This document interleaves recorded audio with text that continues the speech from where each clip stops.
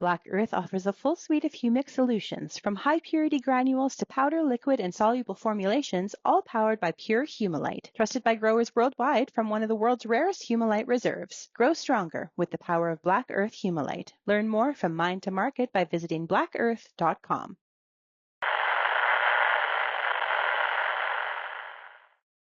Welcome to The Truth About Ag.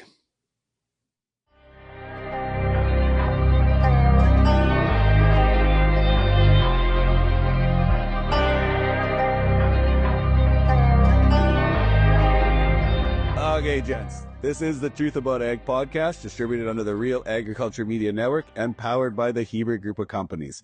Remember to like, share, comment, subscribe wherever you get your podcasts. And we have 4 on today because I wanted the trifecta. Plus, I wanted to be the least useful person on today's podcast. So I have accountant extraordinaire, Mr. Klippenstein, although I'm sure he doesn't like that title. I've got ex-banker / business partner Todd Andries on today, and I have U.S. farmer Rich Bronec, and you are the only one who hasn't been on here before, Rich, so I want a little bit of background for the crowd. Tell everybody who you are. Yeah, producer on a family farm or diversified operation, raised pulse crops, and I have 1,000 head of Black Angus cattle, so a little bit of mixed farm there. Perfect. So I'm going to start this a little bit different today, guys. I literally was listening to the Kelsey podcast on the way in today, and they are getting better since Taylor Swift came on. I'm not going to lie. They have some good guests lately. And they always do a couple segments. So the first one I want to copy off them is, for each of you, I want to know what your welcome to the agriculture industry moment was. So what was that moment where you got your new job? I don't even care if it's 5 years into your new job, and Rich, 5 years into farming. What was that? Whether good or bad, what was that welcome to the industry? And I'll start just to give you an idea. For me, I sat in on one of my first client meetings, and the partner I was sitting with literally looked across the table at a husband and wife and said, for the last 5 years, you could have sat on a beach in Jamaica and made more money than the farm has made. And that was my welcome to agriculture moment, of the realization of that $50 an acre in an area that is $100 to $150 an acre rent doesn't work. Who's got one? I'm going to take a more positive spin on that. My first crop, I went and talked to a buddy of mine, Darren Watson, who's way smarter in business than I am, way smarter in business than most people. And they said, Waddy, I'm just going to cheat off of you. Shoemaker's the best grower I know, and you're the smartest business person I know, and I'm just going to have you guys tell me what crop to grow. So they had me grow seed Kabuli chickpeas, seed Chico chickpeas, and sold them for seed for 80 cents a pound. And we were not blessed with a big bag of profit usually on our farm, and so we were pretty happy with that, with Waddy's advice and Shoemaker's agronomic coaching. So that was my big welcome to ag. So do you still abide by that and copy people around you? Is that the Dean Klippenstein method? I haven't had a genuine thought of my own ever. Literally, between my wife and all my smart clients I cheat off of, I haven't had one creative idea in my existence. Todd, what do you got? My mind just keeps going to this thing that keeps recirculating on land. So back, I moved to Barhead in 2002, just north of Edmonton, and we were financing land at $350,000 a quarter, and it just disrupted the whole area. Nobody believed they could ever pay for that. It was way too high. And fast forward, 15 years, it's going for $1 million plus in that area. And we just keep seeing that over and over. So as long as I've been in the banking industry for 25 years, that has been the story. So land has been overpriced since I started farming. Let's be fair. And it'll be overpriced long after I am off this earth, trust me. Yeah. Mr. Bronec, welcome to farming. What was it?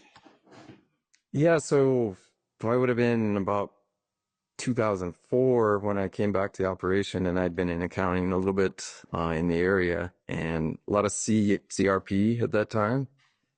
Farming was not good, and you shouldn't come back to it. And so it was a little bit counterintuitive to run back to the farm. And I had ideas back then about investments in land, and it's funny how that's all kind of come full circle now, but at the time it seemed very far out there. Now that you brought that one up, I guess it should have been the year I got married. We built a house on the farm, got married, and only put in 50% of the crop because it was too wet all in the same year. So maybe that should have been the welcome to agriculture moment. I didn't learn though. So, okay. So I'm going to reach out to Real Ag after this. I want this podcast literally titled Fear Sells, Who's Buying? Because that is what I want to spend today on, guys. I've told all four of you, I jumped off Twitter this week because I could not stand it anymore. We are the pessimism that is going through on social right now is ridiculous. And don't get me wrong, I'm not saying it's bumper times in agriculture, but I want a little bit of a focus today on the positives that we're seeing. So 2025, what are we seeing that coming out of 2025 that actually makes us happy we're in this industry? And what do we see as opportunities and those kind of things? And then going into 2026, we can go down the track of fertilizer, cost of production, all that stuff.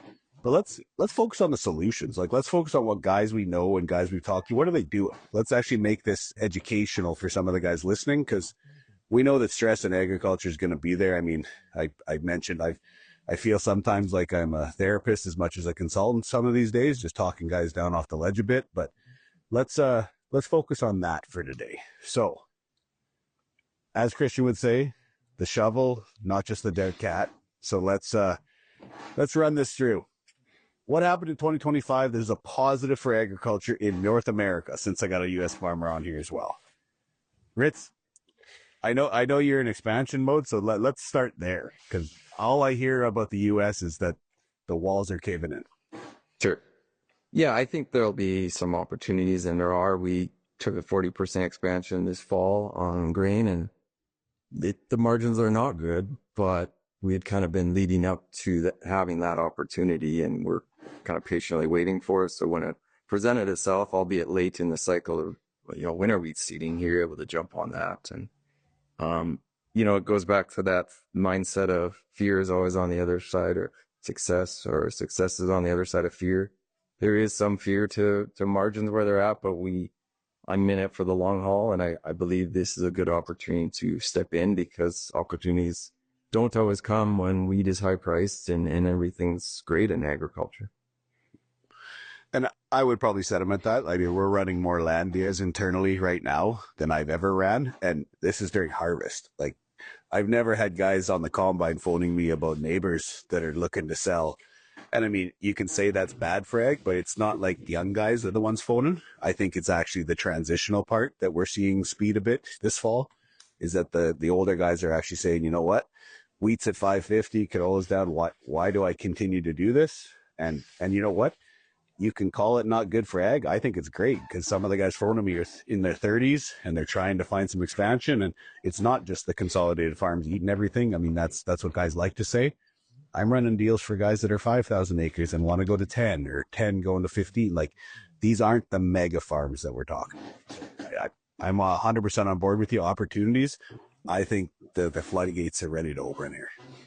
And some of that in our little local area is moving from a cropping system that maybe was just fallow wheat into a next generation that's going to try different crops and things. And we're seeing that play out too. Is when wheat is down so hard as it is, they're just, like you said, the older generation has said, that's it, I'm done with this. Can he define follow for me? I'm not sure I know that term. Fellow. So yeah. I'm old enough. I'm old enough. I'm old enough to be an expert in summer follow. I worked for a farm a couple of years in university, and one of their old landlords literally had to, in the rental agreement, he had to summer follow it 6 times in the land rent agreement. And I'm just like, it was just an atrocity against topsoil and good husbandry. How old are you? Yeah, no, that was when Rich talks about 2004, when the production targets of your grandfather in the 90s, mid 90s, Rich, versus what you want to target for cropping now, and same with Todd, is a lifetime apart. And so that's the positive I'm going to take from this. We need this to happen, Evan, because and I'm not picking on our ancestors. They did a great job, but you have to stay up and the improved technology and capacity we have to grow crops now is better for the land. It's better for production. It's better for everything. And I think these assets need to be in the top tier management's hands, even if they can't be in the top tier management's ownership. I don't know, Rich. I don't like Todd, and I'm super glad Christian's not on the call, so I get a little more airtime. But realistically, you guys have way more intellectual and physical capability than you have to manage more acres than you're ever going to have the financial capacity to own, right? And that's good, because we need this land managed to its absolute peak production, and we see it in our growers today that beat the neighbor by 20% yield, and they don't tell them that because they don't want to make them feel bad, but the capacity of our land is far greater than any of us ever imagined. And as we push that envelope, because even you look at the South Country at the crop intelligence algorithm, I think it was quite off this year as far as yield potential. But to me, that's not a knock against crop intelligence. It means we don't understand the plant as well as we think we do, and its ability to produce crop when certain factors are in front of us. So I love when Rich and talented guys like that and Todd are taking over land that's better for our whole industry. So does that go against? And on that, go ahead. On that, Dean, when you say are you seeing, Evan, more sales or is it rentals? Because to your point, our land sales are still extremely high, the highest they've ever been, but those rents have kind of stayed put. So it maybe makes more sense to rent all of a sudden than buy everything. Yeah, and I'm not going to say this too loud because I'll get hate mail for this one, but the rental market didn't follow the sale market, to be fair. And we're starting to see rents creep up, don't get me wrong, but the dividends on owned land went from, let's call it 3 to 4%, back 10 years ago or 9 years ago or 8 or whatever. And now we're seeing, 1.5 to 2%. So you're right. If we can rent, I want my guys to rent. Like if you are a strong enough farm that you have profitability in the operating company, please take every rental acre you can get. And I'm okay with you bidding higher on rent because it's still half to a third of what a purchase is. And yeah, you don't get the equity uptake, but we've already seen the 10x. And don't get me wrong, numbers are still going up and they could keep going or they could come back. I don't want to speculate on that today. But in the end, rental will make you more return in the farm right now than buying that quarter will anytime. Yeah, as long as the metrics are there and the equipment is a metric. Yeah. Yeah. The only question I had for you, Dean, was does that change the narrative that the price of grain has not moved and yet cost of production is so much higher that farms are having too much trouble with margins when we just sat here and said that they're growing way more quantity? It is a double-edged sword especially on markets where we are significant enough to impact, right? Like in this Saskatchewan and Western Canada and the Northern Plains, we still are significant wheat growers, but we're not relative to the world as a percentage. Where some of the crops we can actually impact, some of the micro crops, chickpeas, lentils, canola. Our geographic area for the three of us Southerners on this call, we can actually affect those markets. but the cold hard reality of it is we're in commodity production, and contrary to those people in Vancouver and Toronto and California and New York who tell us we should have market gardens and sell to the local cannery. We're big acre, low population commodity production, and with that comes you gotta maximize yield and you gotta minimize costs or do what you can to manage costs. Todd, what's your 2025? What's the positive you're seeing? I think Dean's going to love this one, but I think one of the positives out there, we talk a lot about the grain margins, but, we're not focused a lot on the cattle margins right now. And I think that that's been a bright spot over the last couple of years. We'll maybe fast forward 1 year from now and see how that looks. But for now, I think a lot of people are enjoying that.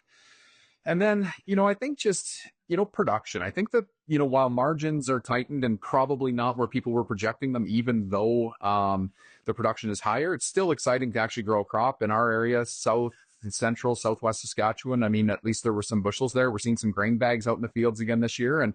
And so, I think that just, that does raise some spirits as well when, it seems like there's some bushels to combine in some of these areas that haven't had that. And even beyond, I mean, more hearing stories having across the province of record yields. So. And I think you bring a great point, Todd, from a mental health, and I'm not a big mental health guy. I'm kind of old school that way, but it doesn't feel good even if you're really profitable to harvest a 3 bushel lentil crop because you got no rain. That's not good for the spirit, right? Farmers still have this love of producing good big crops on land, and it is way more fun.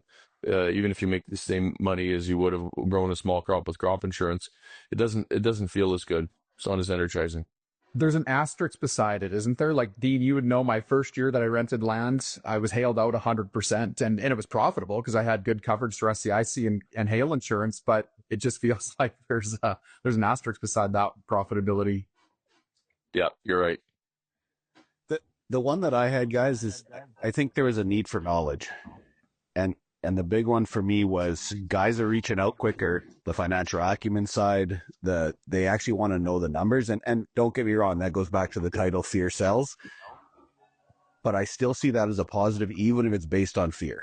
Because guys are actually wanting to know what's going on. They're wanting to know their numbers. They want to know where they're finalizing. They're not just focused on yield. Because anybody focused on yield this year, there's going to be some pain. Because I'm sorry, but a 90 bushel wheat crop at 550 does not yield more than a 70 bushel at 7 or a 50 bushel at 9. Like, we got to quit talking in yields. So guys are actually making that step.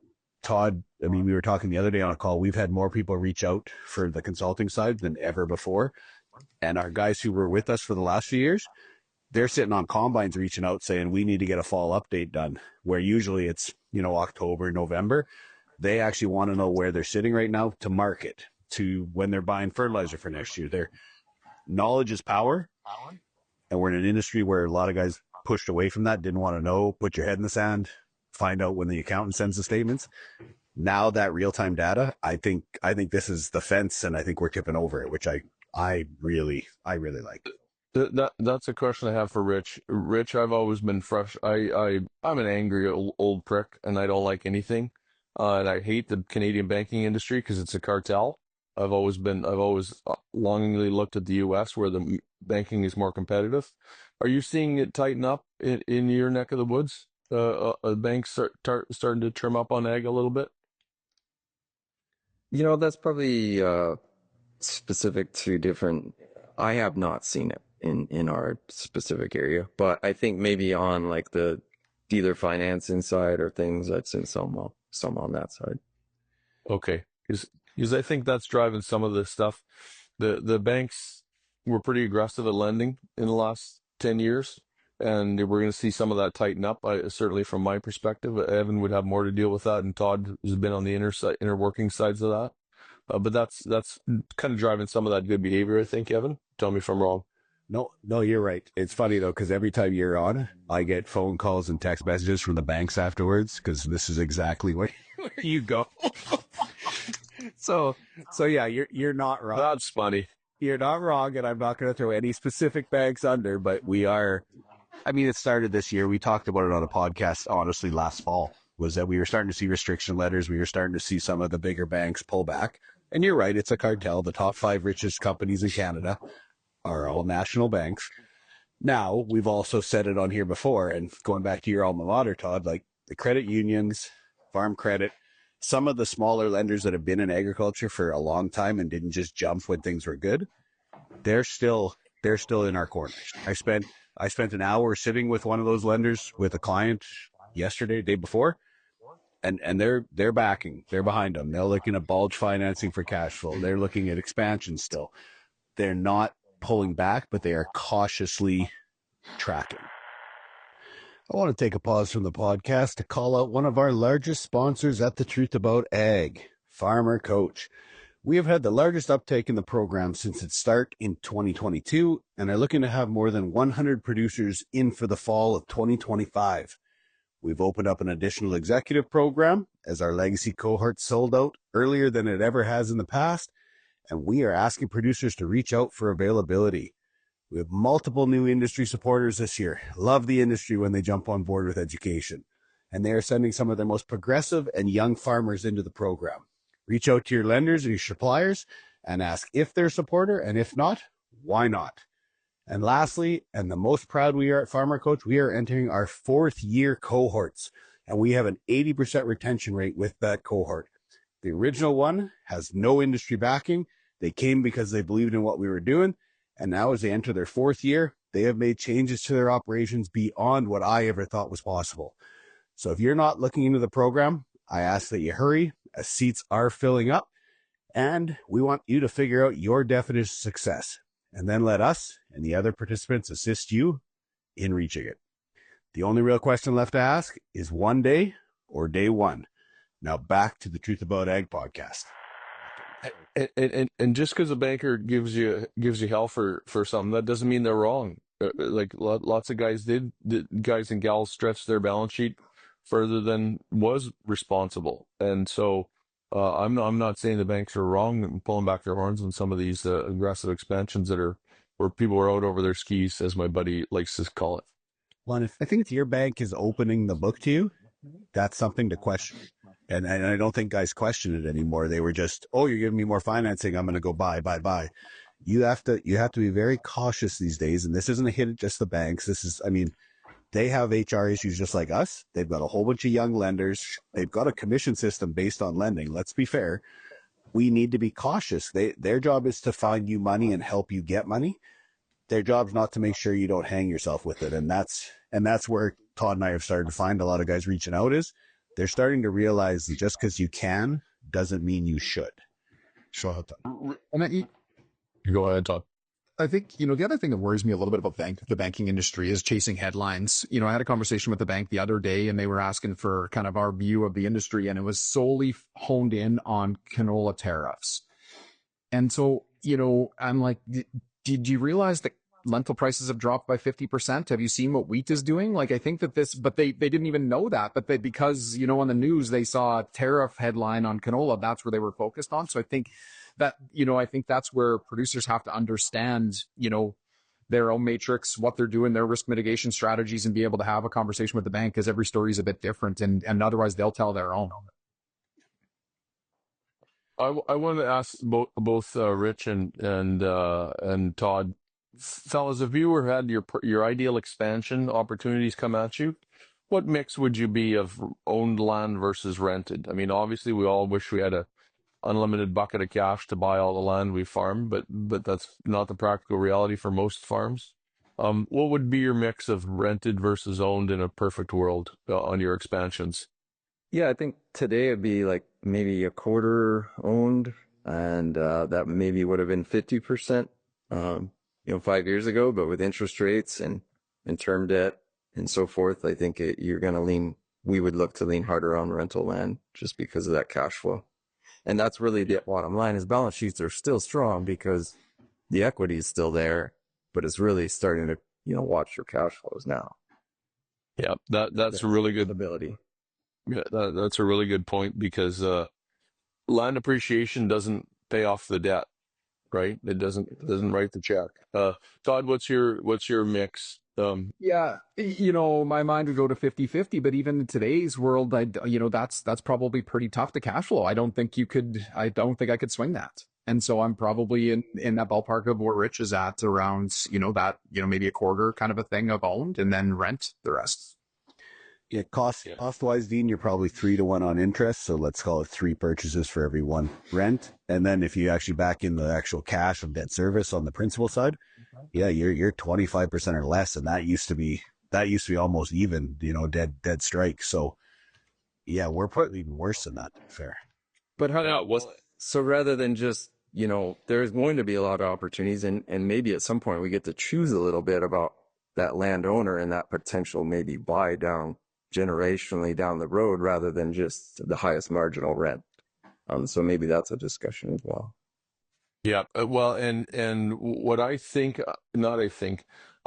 underestimated early in my career the agronomic the land quality, its impact to your bottom line, and not just on the absolute quality. I've always been a big fan of quality land because that's why we migrated our farm to Wilcox.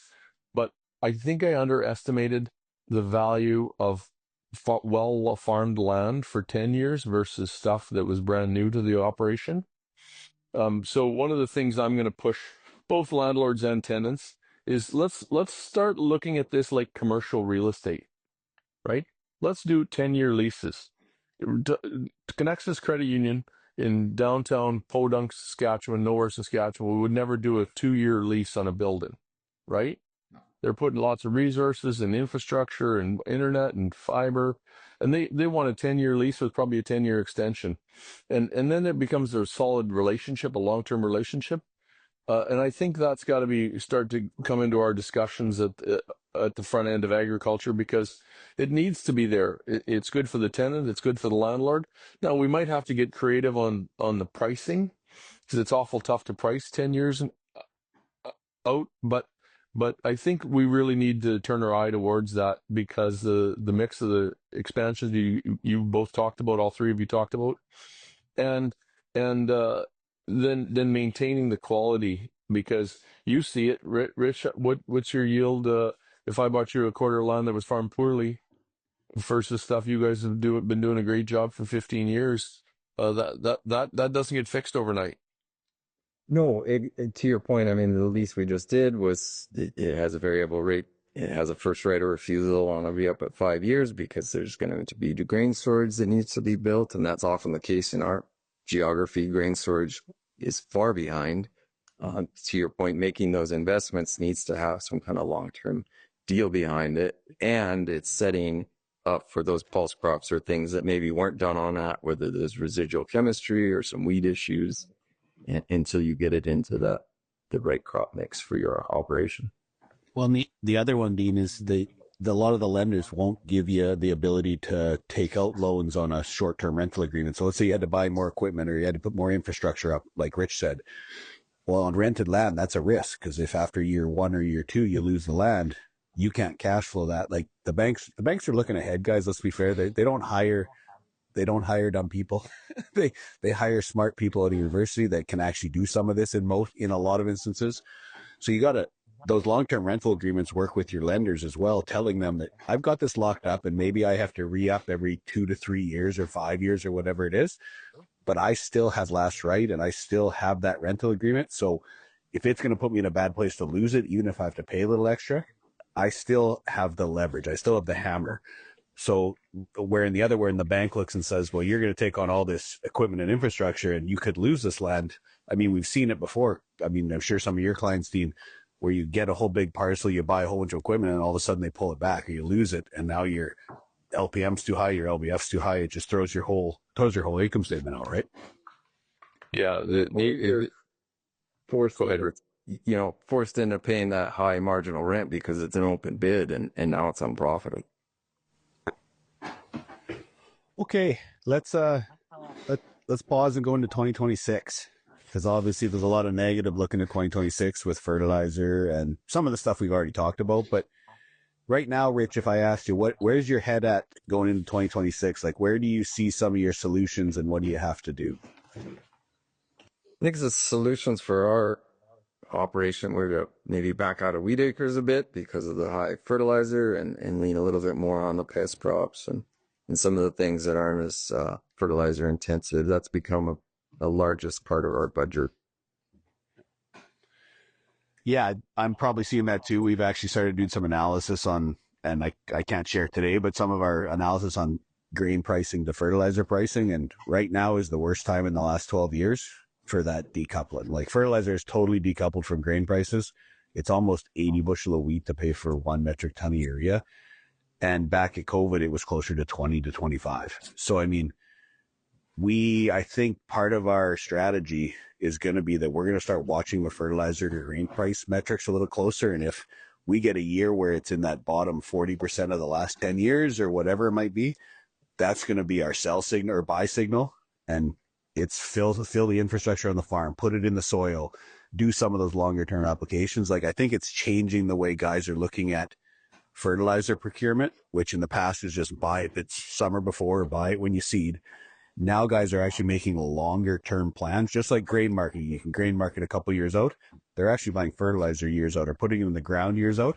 Because then on a year like this, you can actually pull back and not purchase at the highest point it's been in 10 years. Like it's changing some of those discussions I'm having. And I've always been, my friend Christian Hebert always talks about, you always got a forward price. And I call bullshit on that. I think what happens is when prices are good, we should forward contract. And when prices are on the low historic, then go naked and don't price it, because there's like we don't automatically always have to forward price. No, we're relatively new to the grain marketing world because of that archaic thing we used to call the Canadian Wheat Board. It's so absurd. It's so absurd. It's comment number 2 I'm getting hate for. Keep going. Yeah, what an absurd concept. If you explain it to someone, they look at you like you have 9 heads. But so Rich, the U.S. grower is far more sophisticated in the grain marketing than the Canadian producer on average. What's your take on forward pricing grain, and where you guys stand on that? So it's been really helpful to our operation, but I am out of forward sold. So because we have the crop insurance levels that we do, it gives you the confidence to forward sell, and we really leaned on that. But to your point, I mean, the prices that are being offered now, we just don't have it. I'm not making them, and this is the first time we haven't bought summer fertilizer for next year, and the ratio is just terrible, and time is on our side at this point. So we are changing what we've done historically. And the interesting part is I'm having more of these discussions with guys, Dean, like on the marketing side. I think there's a huge need for an education component here. And I wish we knew more about that side, because that's not my expertise, but like we need more of that education, especially in Canada, over the US for sure. But guys need to realize that when you're selling grain, it's not just the highest price. It's logistically, when can you move it? Cash flow wise, when do you need cash in your bank? Because part of it, and then understanding basis versus futures, like all that stuff. Because for us right now, we don't believe basis is going to move. So we're having the discussion, do we liquidate some of the wheat at this terrible, terrible price, buy it back on paper and try to make some of the futures up later? Because the cash flow is going to affect a lot of guys. Like 2025, if you want to go back, that's going to be the one issue guys got to solve really quick here. It's coming in, the operating loans are due in, let's call it December to February. They got to sell something. You can't sit on it all. And the banks are not going to bridge finance in times when they think margins are bad. So what's the plan, right? Yeah, Todd, give us your take on that, because you've seen that you've been on both sides of the desk on that. Yeah, I think, the input financing companies have such a rigid repayment date that becomes a challenge for a lot of producers, where if you have a bank operating line, if you've got some room and space, you can continue to revolve and possibly hold, but there's not an endless amount of cash there either, right? So, but I'm with you. And I think that, that's another element of understanding costs, because I think people will chase 10 cents, but it costs them 15 on their carrying costs, and so I think that there's a lot of factors that they need to look into, and prime isn't 2% anymore. I mean, while they're still historically low, it does add up. And if you're carrying that inventory for 6 months and don't, make a substantial profit on it for the risk of carrying it, or, opportunity on it, then that impacted your cash flow, potentially stress, potentially buying opportunities elsewhere if you've seen some deals and didn't have the cash to do it because you were chasing, a market that just wasn't worth chasing. Yep. Well, and so Evan's right. We have a historically heavy set balance sheet in our client base. So we're not we're we've got quite a buffer to the banking stress and pressure of marketing. But the other thing, that lots of the most profitable crops in farms, certainly in Montana, North Dakota, and the 3 prairie provinces, we have lots of our crops are micro commodities, and they're not easily traded on the markets. And so corn, soybeans, canola, wheat, we can go to do a good trading system on those. But with lentils, chickpeas, flax, durum, there's a lot of crops that we just don't have that ability. So that's an extra challenge. I'm not saying it's negative. It's just it's an extra piece that it leaves us even farther behind in the education component because we don't have those options available. Yeah. That was, yeah, sorry, to your point. I mean, that was something I had to learn. It was always just sell the wheat. We can trade it on the board. And then as we get into the lentil and chickpea market, contract based, but there's always overages. And what do you do with that? And, and just having some cash flow, some working capital to give you flexibility, I think is a key component to raising those crops. Yeah. I was just going to say, like, we're seeing that real time, Dean, on no bids on lentils right now. And so if you wanted or needed to move, it's just not an option. And even where there are some bids coming out, there's a disclaimer on every single one of them. It is limited quantities available. So there's very little happening there. Yeah. I think we should, and you haven't heard me say this for a lot of years because the cow-calf industry has been beat up for a long time, but a thousand head of Black Angus calves coming off grass, not a bad way to buffer some cash flow. Yeah, I am cutting that for 2 years from now when we are having the exact opposite discussion. Just so you. Well, I know it makes me nervous, but you're in that game for the long haul for sure. We've taken a while, so yeah, you guys deserve profit. That's awesome. I'm excited because I remember I used to love the cattle industry till I realized how unprofitable it was for us. So I love that times are going the other way on that. Yeah, and I think the U.S. might have been a little better off on that cycle, but. Okay, I want to shift gears here. So since I've got Rich, he comes up to the Farmer Coach program quite a bit. He understands the word LPM, and obviously I've got the LPM king on this call. So Dean, what do we do about rising costs? Because John Deere says equipment's going up another 5%, and they will continue laying off employees to make sure that that price doesn't shift. And there's a whole bunch of people who love to hate what I talk about in LPM, and it never does it fall on more deaf ears than someone who goes 2 mile an hour in a 100 bushel wheat crop, going, "Oh, I need a new combine." Like, this yield did not help my LPM cause. No, all I care about is that people don't confuse it with an investment. It's not an asset. It's a necessary. If all of us could magically have our crop disappear out of the field and into our grain bins, we'd never buy a combine, right? They're only a necessary evil. They're not a pleasure vehicle. They're just a necessary evil. And all I care about, because for sure gross margin matters more, impacts the farm way more.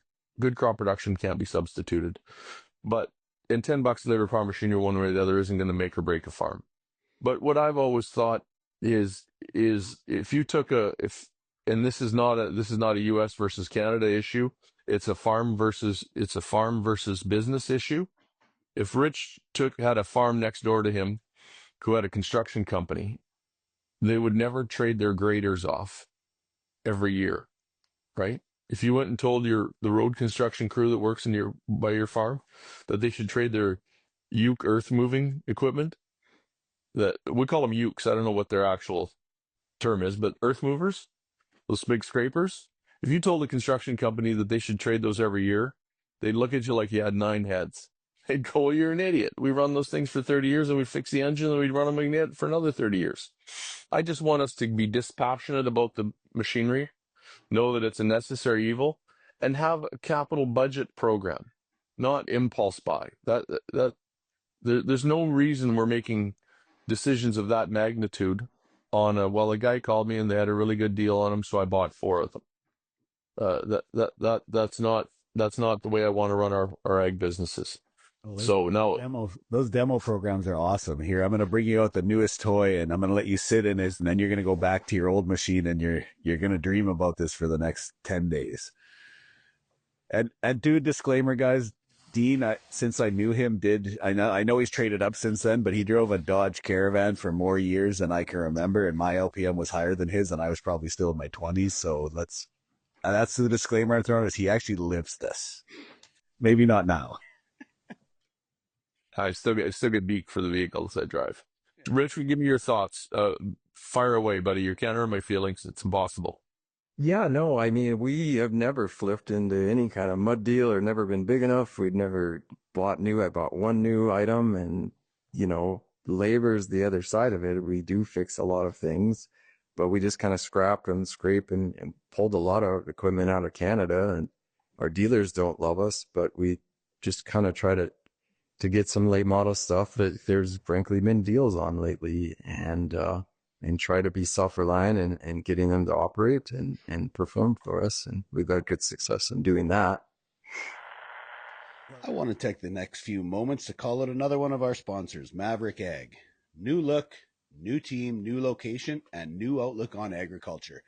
We've spent the last 6 months adding key people and processes to the Maverick team so we can better support the industry in what we see as complex yet exciting times. Our core consultants are the best in their fields across accounting, banking, consulting, and insurance, and we would love the opportunity to show you our horsepower. Some of our legacy products include the core financial product. Are you looking ahead, seeing financial ceilings at every turn? The markets, the cost of production, the banks.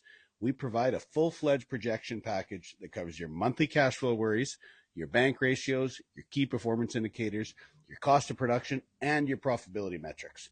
Fail to plan, plan to fail. Don't go into 2026 without a plan. Number 2, Navigator Strategy product. Do you feel like Groundhog Day is every day on the operation?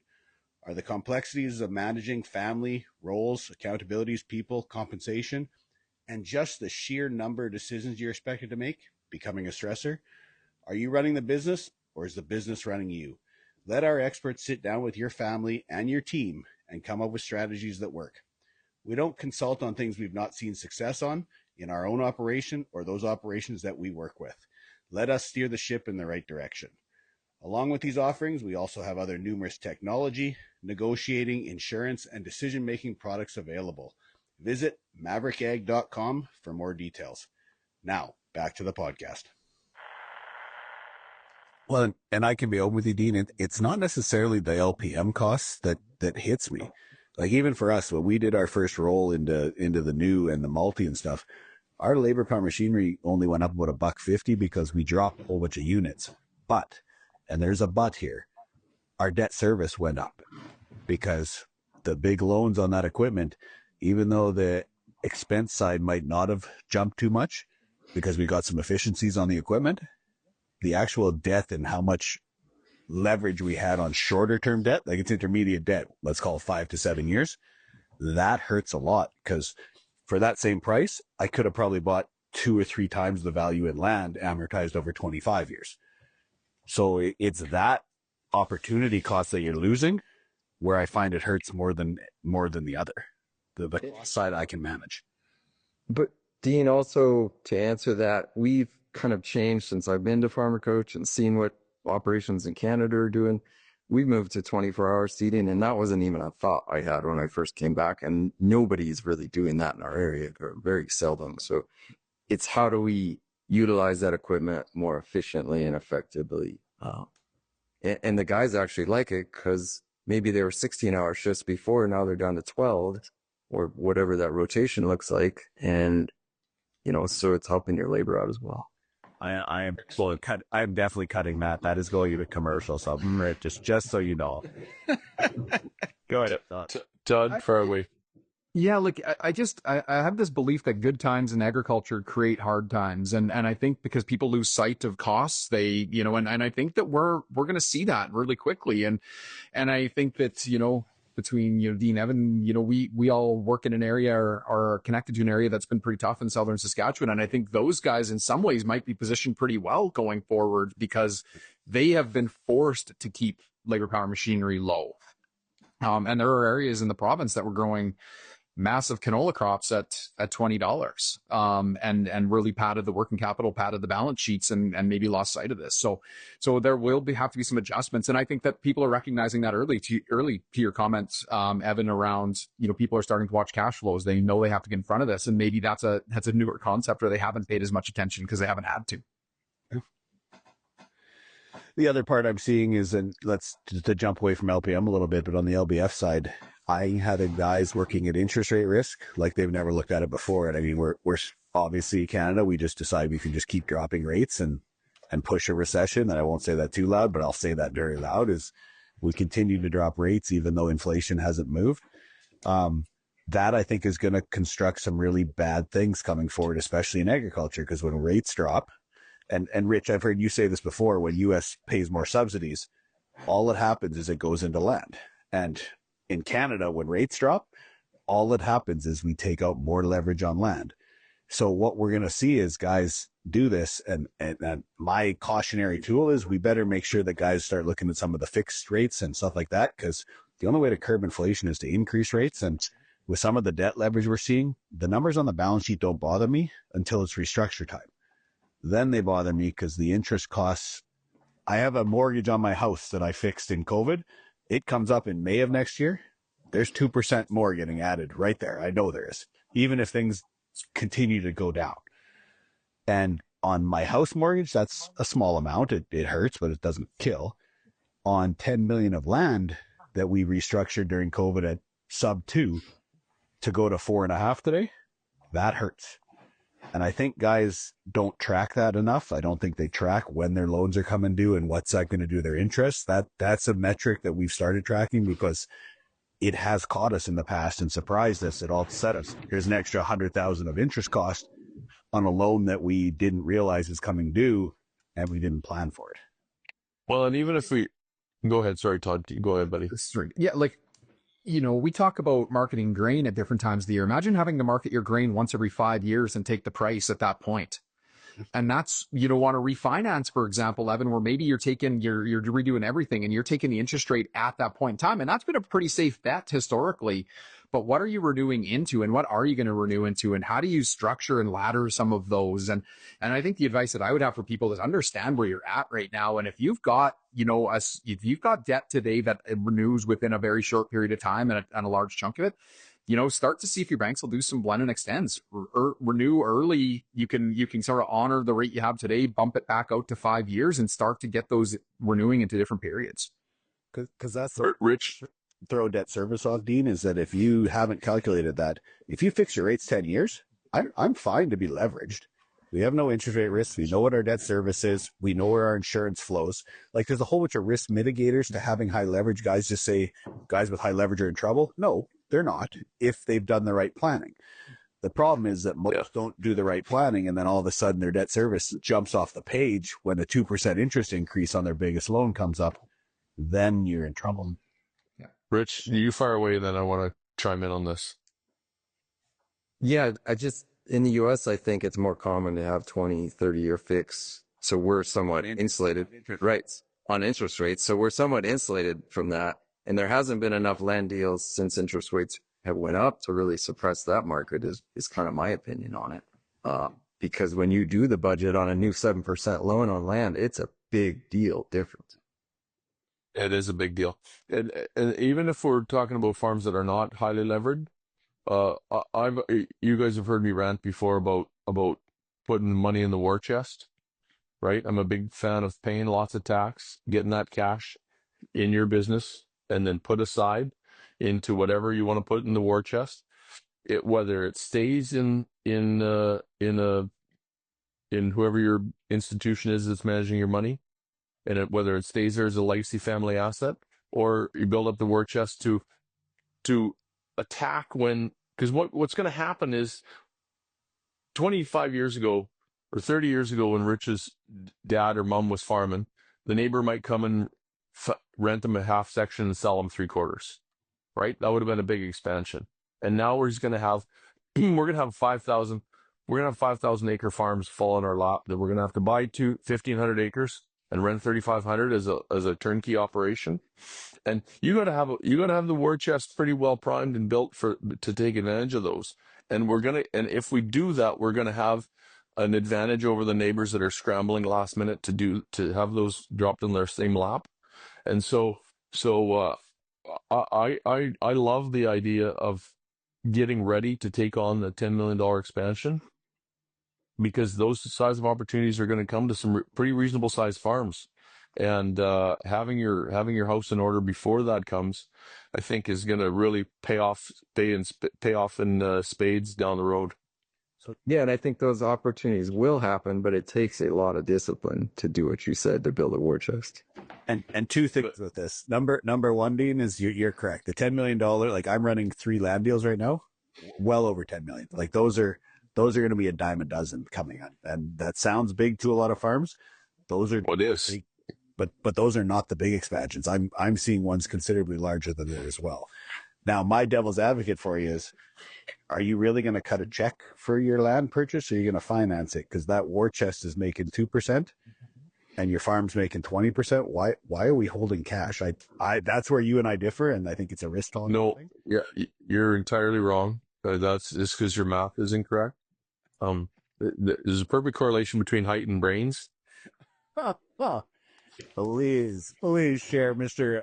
I'm scared of risk. No, when extra money in a well-operating farm, if I give you, assuming you don't have expansion opportunities, if you were at a properly capitalized operating farm, and I give it more money, it can't make any more profit, right? So if I took my farm that was properly operating, and I said, if I give you $1 million, well, if I give Todd Andries' farm, him and his dad's farm, him and his mom and his dad's farm, $1 million, and said, Todd, go make more money with it. If he was paying off credit card interest, if he was borrowing money on credit cards, or paying super high interest, or wasn't buying the fertilizer he needed in his field because he couldn't afford it, then that operating capital is needed in his operation. But if I give him $1 million and say, go make your farm more money, he'd say, well, that doesn't make it rain more, Dean. All I'm going to do is pay off 4% debt or buy a term deposit. Then that farm doesn't need more capital in it. So set that aside until there's a good place for it to go, whether that's in expanding the operating business or buying land. So my question is, why are we only talking about farm assets? Because in my thoughts, if we think farming is the only place that the large scale farms are going to make money going forward, I think we're dreaming. Because the land price is where it's at. I think that 2 million or whatever the war chest is sitting at.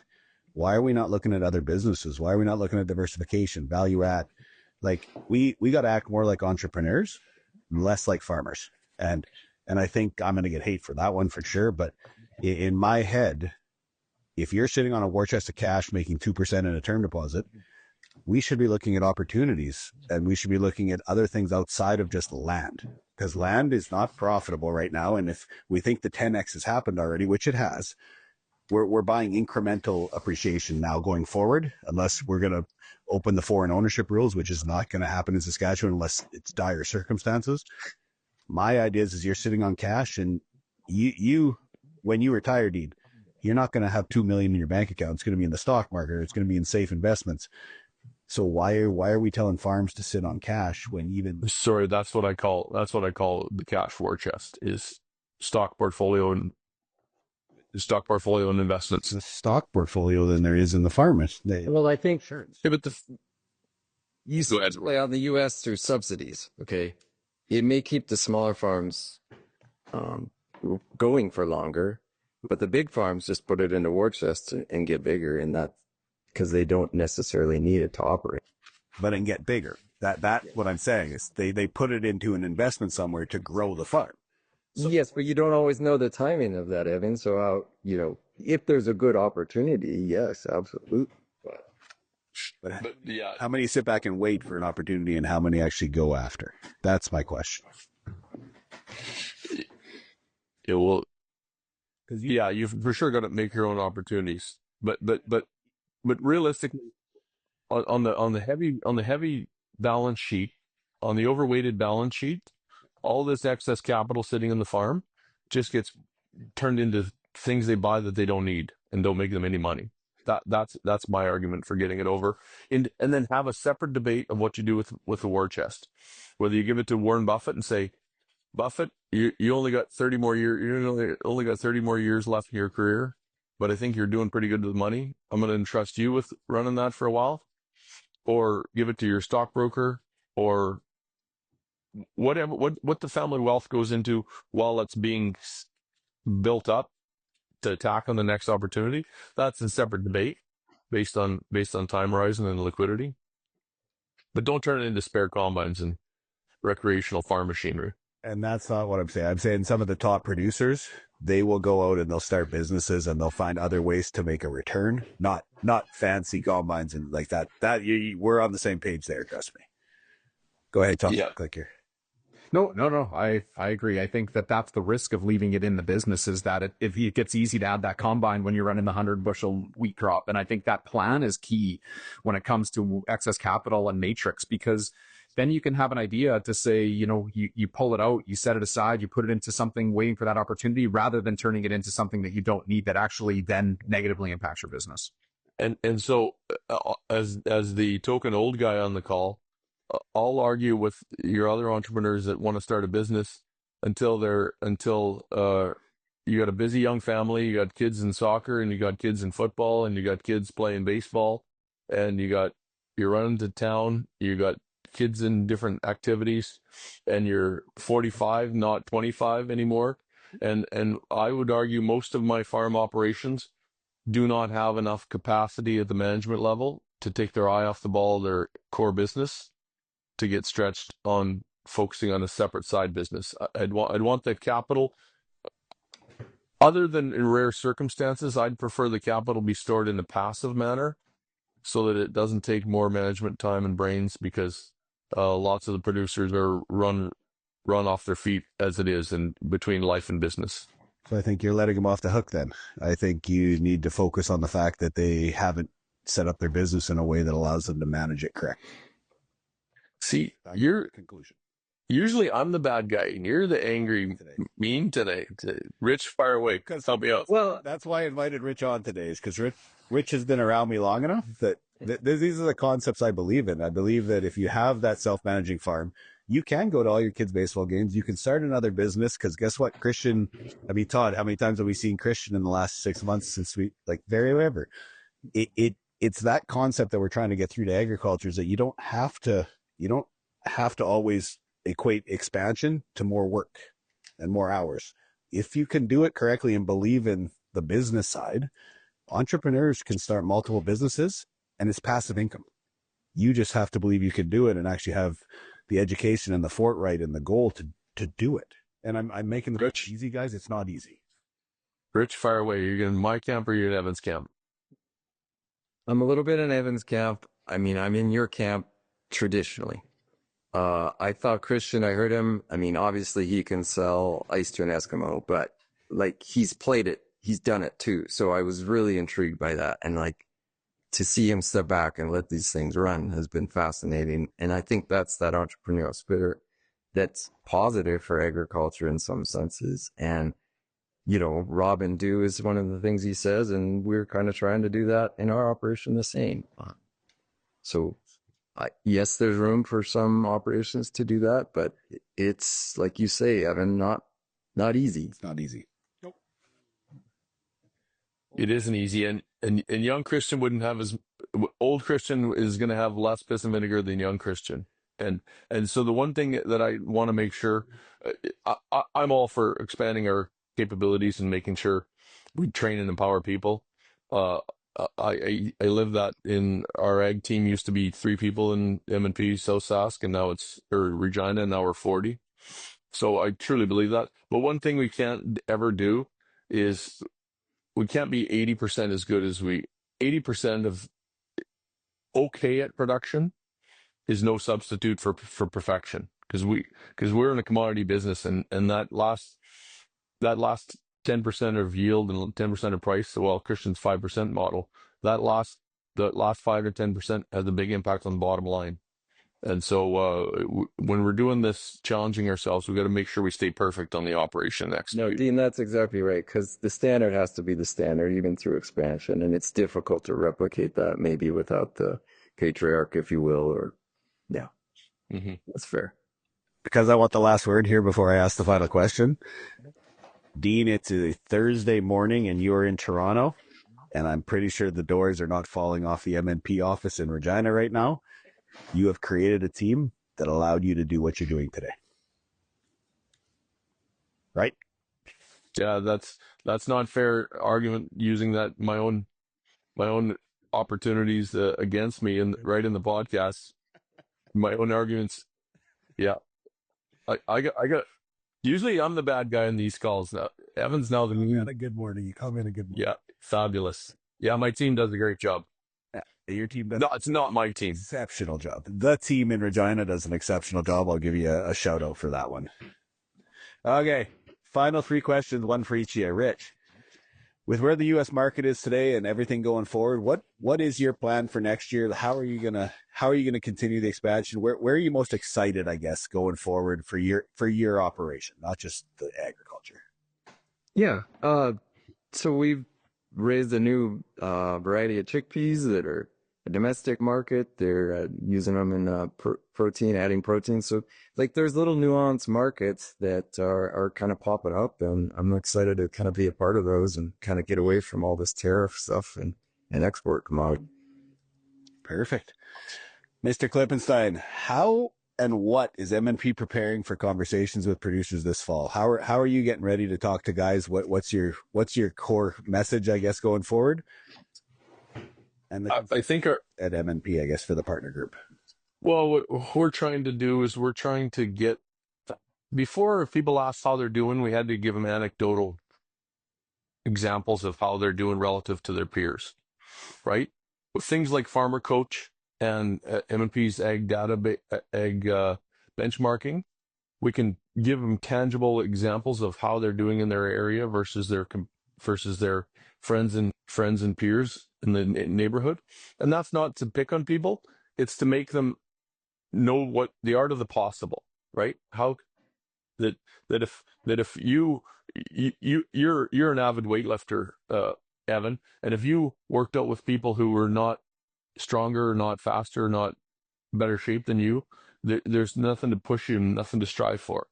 And if a grower, if Rich is living in a bubble and he grows 30 bushel lentils, 30 bushel chickpeas, and he thinks he's all that in a bag of chips, and he doesn't know his neighbor's growing 42,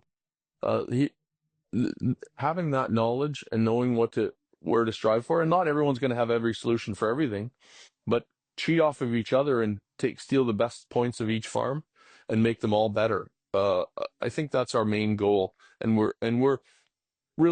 just at the infancy of this. That we're going to be able to say, here's where you rank, and then the next is, how do I help go to the next level and improve that? And that's something our whole industry, the 4 of us included, have to work towards, how we actually farmer coach people into improvements. Yeah. So I could just dovetail off that real quick, Dean. That's exactly what I think is so optimistic about agriculture, is actually reaching out for help along the way, because traditionally it's been you just do it yourself and work harder. And I think that's a mindset shift that's happening, and it's going to be powerful. And Todd, you've obviously been talking to some lenders since you came over to Maverick and all that side. I want your banker approach of what do you think 2025, 2026 look from a lending, and what guys can do to get ahead of it, or what they can do to gain some traction on these opportunities, I guess would be. Yeah. So I think that there's a few questions in there. So I think first and foremost, you got to know where you're sitting. You got to know where you're at. So I think what we're going to see is we're going to see people on a cash flow crunch. Bankers are going to be faced with lots of bulge requests, operating money requests, increases. And there may be a couple reasons for that. They may be that somebody isn't taking a lentil contract right now. They have a contract that just isn't moving. They may want to hold and play the markets because they haven't contracted in these. So I think that there's, I think the banks are really going to have to lean into what's their plan. Is it a hope and a prayer? Should they be moving some now? What is their plan on marketing? And so I think that there's going to be immediately cash flow. I think that immediate needs right now are going to be all around cash flow. What does the fall look like moving into the spring? And I think that's where the banks are going to be fairly busy. And then, as I said before, we see rigid dates on the input financing programs that we have. Those are generally like a February, March repayment. That gets to be a bit of a cash crunch as well. So just making sure people are paying attention to that, understanding cash flow. There's no surprises there. And then I think moving forward, I just can't stress enough to work with your bank, to talk to them about your plan. Where are you at right now? What are you looking for? What opportunities might you be interested in? So it's not a blind side. Everybody's on the page. Because if your banker knows about these up front, even in a tighter time, I think they're a lot more willing to work with you. If they can have that in the back of their mind, they might be able to start setting up some facilities for you and understanding that cash might be tight today. But I think that, good farms are good farms. There's years where margins are compressed. And banks generally are looking at things, you're not generally as good as your last year. There's kind of a 3-year, everybody does it a little bit differently. So one bad year isn't gonna change necessarily their opinion. And if you've been a good farm with a proper capital structure, I think that your bank is going to do a lot of good things for you through this time. And proactivity, right? Like coming out of this, have your numbers, like go to them early. Don't wait until you get your numbers 2 months after year end and you're a week away from having to pay a bill. And like that's the important part is the banks want your client relationship managers in the credit department. They want some time to get this and do it right. And then if you leave them a week, it's not going to happen. They view themselves as a partner in your business. They really do. They want to help. I think, whether it's perfect or not, but their intentions are good and they do want to help you. And the first question your bank's going to ask right now is, I need a post-harvest.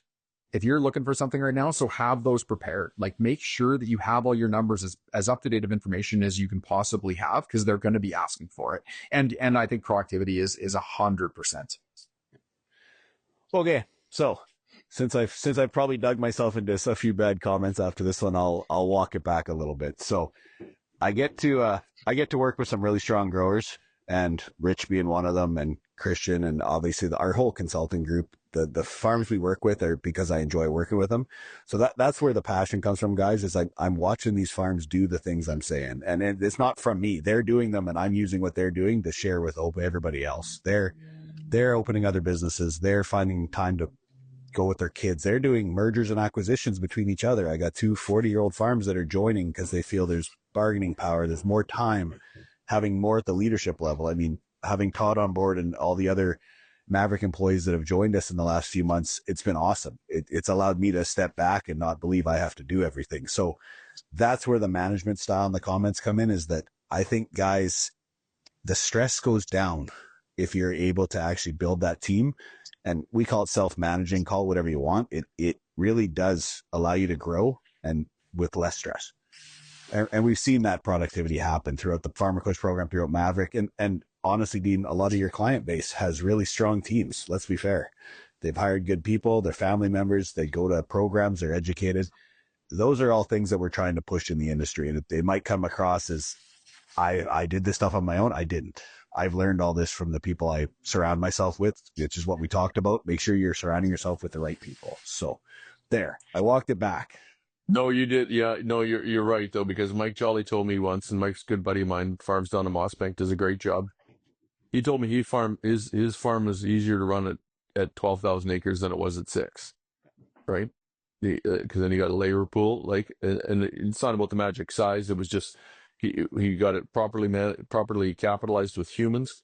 The guys and gals working with him made his life easier. So no, I don't like to admit it, but you're right, Evan. We need to think around that. Now, if you got any complaints, please reach out. My email is dean.quitno. Okay. Yeah. Remember to like, share, subscribe, comment. And thank you for watching, and thanks, guys, for joining me today. And that is The Truth About Ag. Thanks for joining us. The Truth About Ag podcast is a proud member of the Hebert Group, which includes Hebert Grain Ventures, Maverick Ag, and Farmer Coach. We appreciate the support. Lastly, please like, comment, share, subscribe, and ring the bell. And if you have questions for a future podcast, please leave in the comments below. Thanks for listening.